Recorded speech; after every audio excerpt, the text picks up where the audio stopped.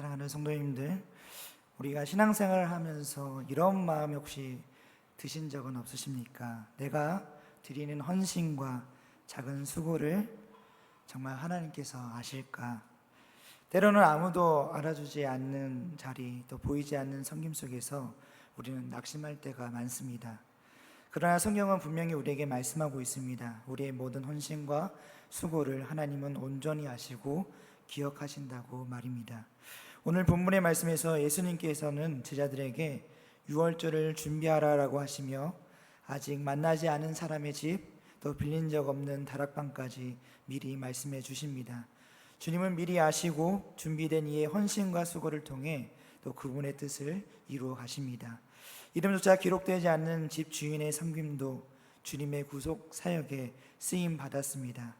성도님들, 우리가 일상 속에서 드리는 자그마한 봉사와 조용한 섬김, 또 아무도 알아주지 않는 자리에서의 눈물과 기도, 이 모든 순간을 하나님은 놓치지 않고 보고 계십니다. 그저 남몰래 드린 수고 같지만 사실은 주님은 주님의 손에 올려진 귀한 헌신입니다. 이제 오늘 본문의 말씀을 통해서 예수님께서 어떤 마음으로 그 길을 걸어가셨는지 우리 함께 묵상하면서 또 우리의 각자의 헌신이 주님의 고난, 그 십자가의 사랑에 어떻게 동참하는지 함께 또 살펴보겠습니다. 우리 첫 번째로는 우리 주님의 고난에 동참하는 것에 있습니다. 우리가 본문 7절의 말씀을 보면 유월절 양을 잡을 무교절 날이 이른지라라고 우리에게 말씀하고 있습니다. 무교절이 되면 유월절 어린 양을 잡아야 한다는 것은 누구나 알고 있는 사실입니다. 그런데 왜 굳이 유월절 양을 잡을 무교절 날이라는 표현을 쓰고 있을까요? 이것은 단순히 무교절이 다가왔음을 말씀하고 있는 것이 아닙니다. 이것은 곧 유월절 어린 양 되신 예수님께서 십자가에 달려 죽으실 날이 당도했음을 나타내는 상징적인 표현입니다. 물론 이스라엘에서 정통적으로 지켜져 내려오는 무교절 도래를 전혀 의미하지 않는 것은 아닙니다. 하지만 이 표현의 무게중심은 바로 인류를 구성하실 예수님의 죽음이 드디어 다가왔음을 강하게 나타내는 데 그 중점을 두고 있습니다. 그렇습니다. 예수님은 이 유월절에 죽으셔야 했습니다. 예수님이라고 해서 왜 죽음을 피하고 싶은 마음이 없으셨겠습니까?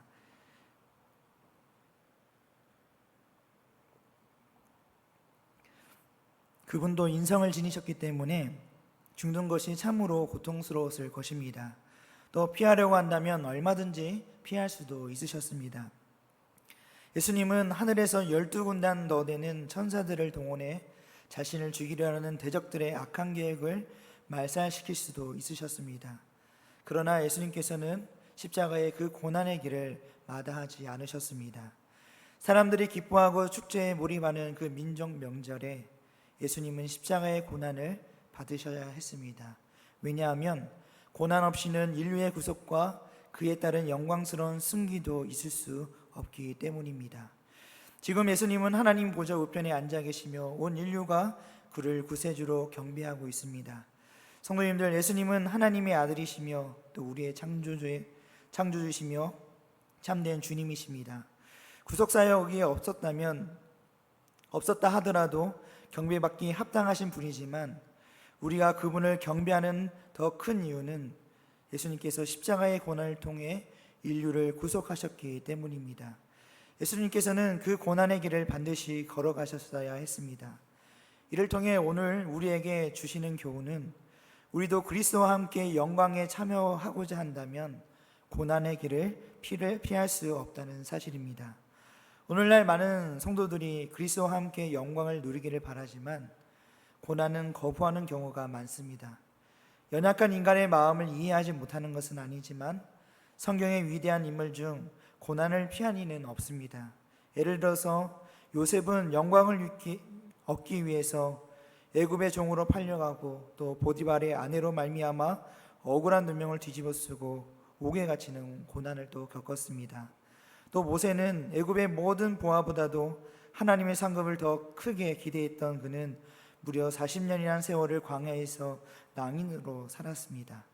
또 사도 바울은 모든 전도 여행을 마치고 예루살렘으로 가면 포박을 당하고 결국에는 죽임을 당할 것을 알고 있었지만 성령에 매임받아 그 고난이 준비되어 있는 그 길을 걸어갔습니다.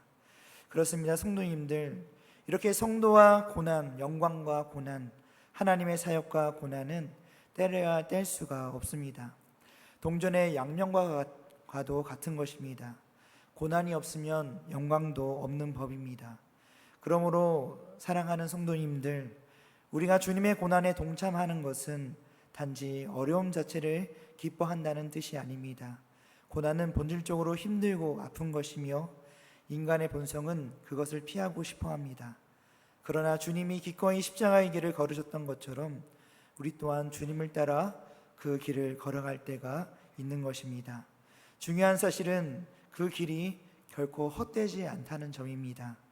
사람은 우리의 수고를 모르고 우리의 눈물을 알아주지 못할 때가 있습니다. 그러나 우리 하나님께서는 우리의 그 모든 것들을 아십니다.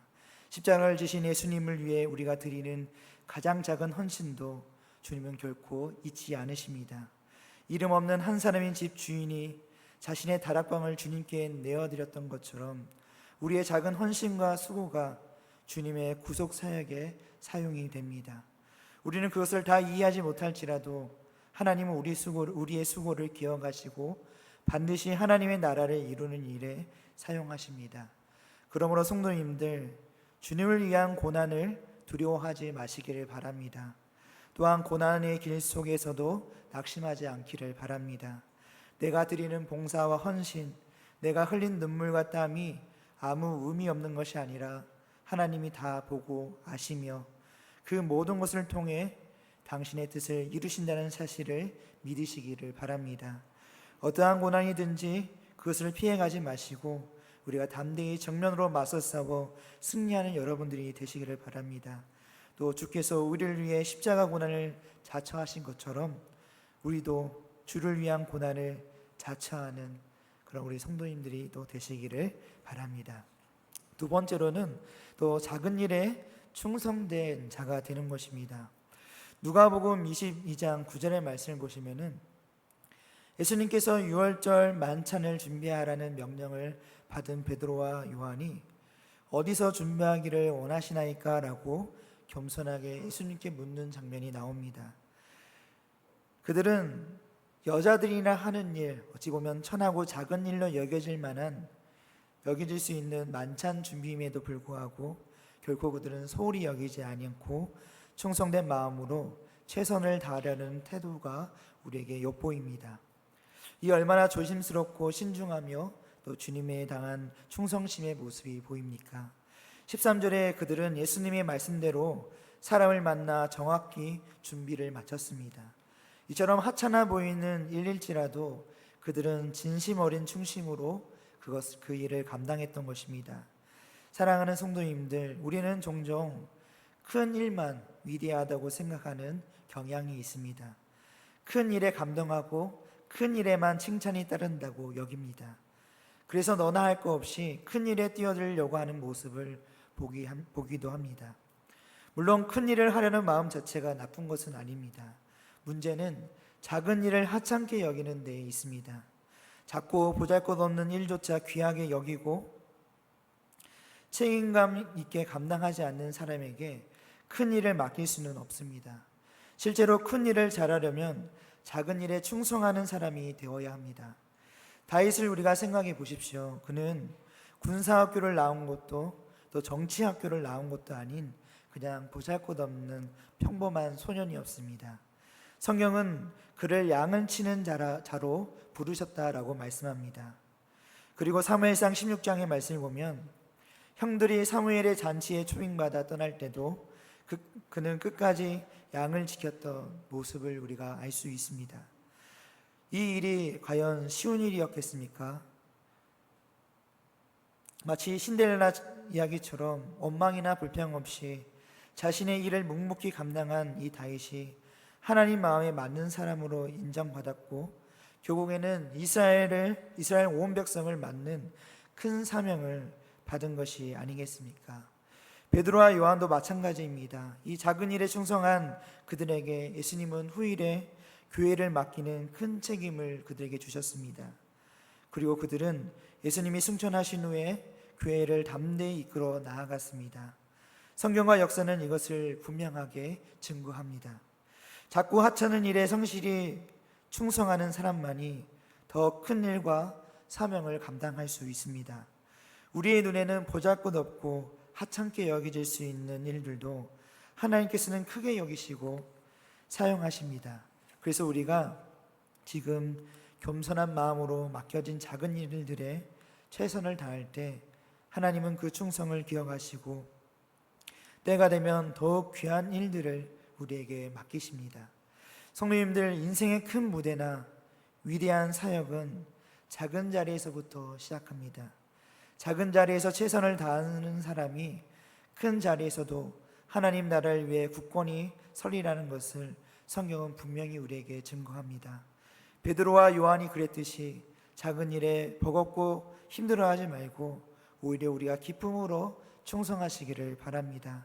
하나님은 우리의 작은 섬김 속에서도 크신 뜻을 이루시고 우리를 통해 그의 뜻을 드러내십니다. 그러므로 오늘 우리 성도님들이 어디에 있든지 어떤 자리에서든지 지금 이 순간 맡겨진 일에 사랑과 정성으로 임하여 충성하는 그 발걸음이 바로 천국의 밝은 빛이 됨을 믿으시고 이제 맡겨진 작은 일에 충성함으로 하나님께 영광을 돌리는 복된 삶을 살아가시는 또 우리 성도인들이 되시기를 바랍니다. 네, 마지막 세 번째로는 무명하지만 유명한 자가 되는 것입니다. 누가복음 22장 11절의 말씀을 보면 예수님과 제자들이 유월절 만찬을 준비했던 한 사람이 등장합니다. 그러나 이 사람의 이름이나 어떤 인적 사항도 성경 어디에도 기록되어 있지 않습니다. 우리는 그 집이 아마 마가의 집일 것이라고 추정할 뿐입니다. 사실 성경 전체를 보면 이름 없이 기록된 신실한 사람들이 많이 등장합니다.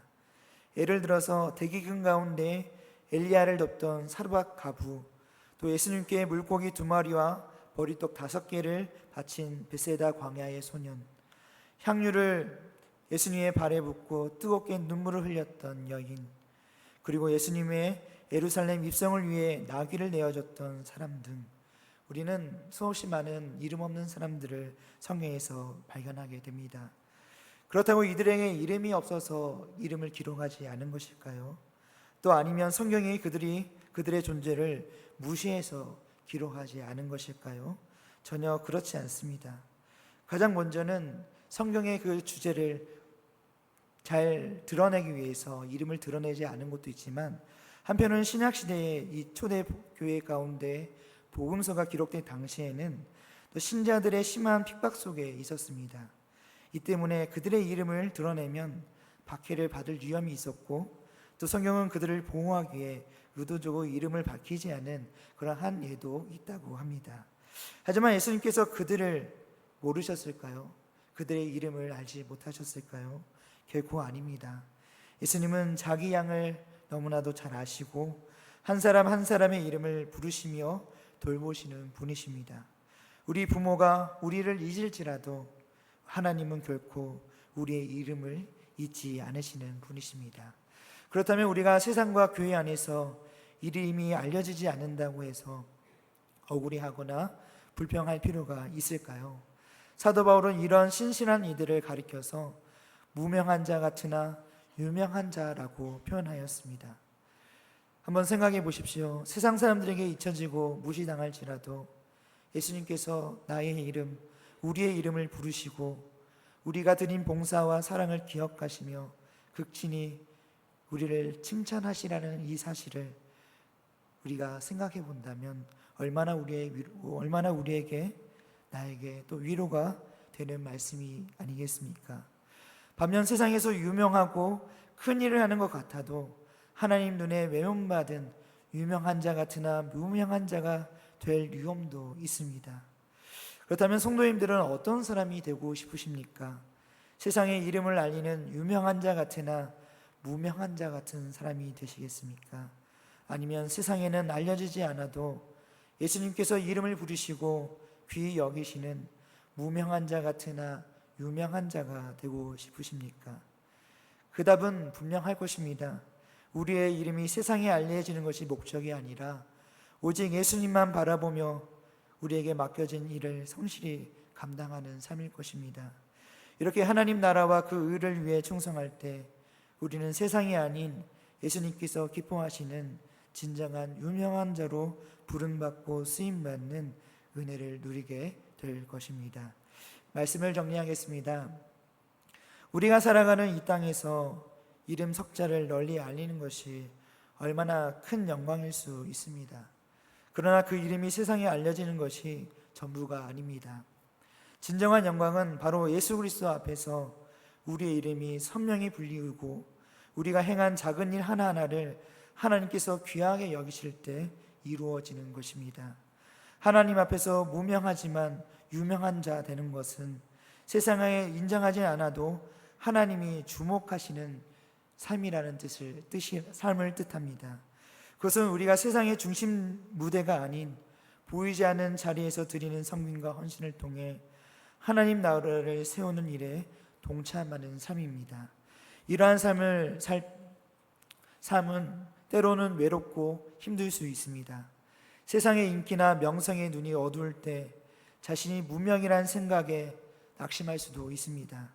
그러나 우리는 기억해야 됩니다. 예수님은 세상 사람들이 보지 못하는 곳에서 충성하는 우리를 정확히 알고 계십니다. 한 알의 밀알처럼 땅에 떨어져 썩어져야 많은 열매를 맺는 것처럼 우리의 이름이 알려지지 않는 자리에서도 하나님은 큰 계획이 이루어지고 있음을 확신하시기를 바랍니다. 그래서 오늘도 각자 주어진 자리에서 충성하시며 세상의 칭찬보다 주님의 인정을 더 기뻐하고 소망하시는 그런 믿음의 사람들이 되시기를 바랍니다. 그럴 때 하나님께서 우리를 영원한 보상으로 우리를 기쁘게 맞아주시고 세상에서 숨겨진 우리를 하늘에서는 값진 보석처럼 빛나게 하여 주실 것입니다.